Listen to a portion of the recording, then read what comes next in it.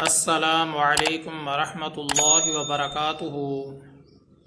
محترم سامعین، آج کے ٹاپک میں ایک شرعی مسئلے کی وضاحت کرنا مقصود ہے۔ وہ شرعی مسئلہ یہ ہے، صلاۃ توبہ کا طریقہ کار کیا ہے، اس بارے شرعی حکم کیا ہے۔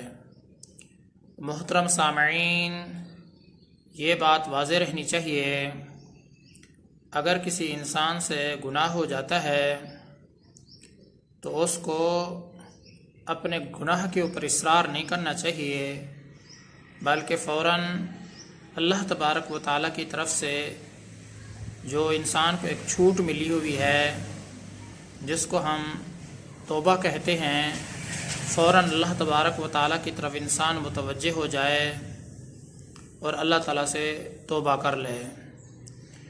جس کا مستحب طریقہ یہ ہے، انسان سے جب گناہ سرزد ہو جائے تو مستحب عمل یہ ہے کہ اس کو پہلے اچھی طریقے سے وضو کرنا چاہیے اور 2 رکعت نماز نفل صلاۃ توبہ کی نیت سے پڑھنی چاہیے۔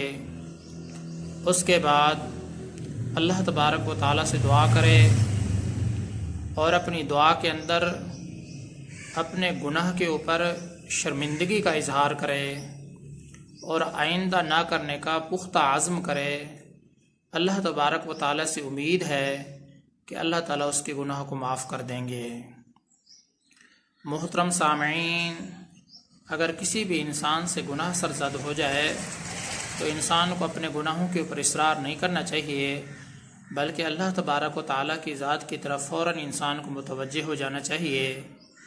جس کا مستحب طریقہ یہ ہے کہ اس کو اچھی طریقے سے وضو کرنا چاہیے اور 2 رکعت نماز صلاۃ التوبہ کی نیت سے اس کو پڑھنے چاہیے۔ اس کے بعد اللہ تبارک و تعالیٰ سے دعا کرے اور دعا کے اندر اپنے گناہ کے اوپر شرمندگی کا اظہار کرے اور آئندہ نہ کرنے کا پختہ عزم کرے۔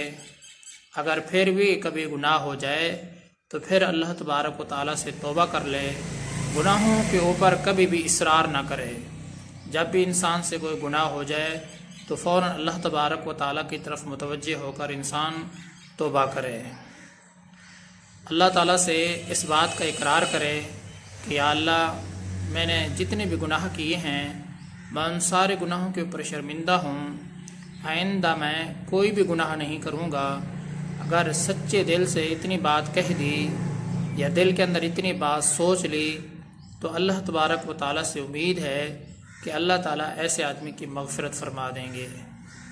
محترم سامعین، اللہ تبارک و تعالیٰ سے دعا کرتا ہوں کہ اللہ تعالیٰ مجھے بھی اور تمام مسلمانوں کو صحیح معنی میں ہدایت عطا فرمائے۔ میں آپ سب کی دعاؤں کا طلبگار ہوں۔ محمد ثناء اللہ فاروق۔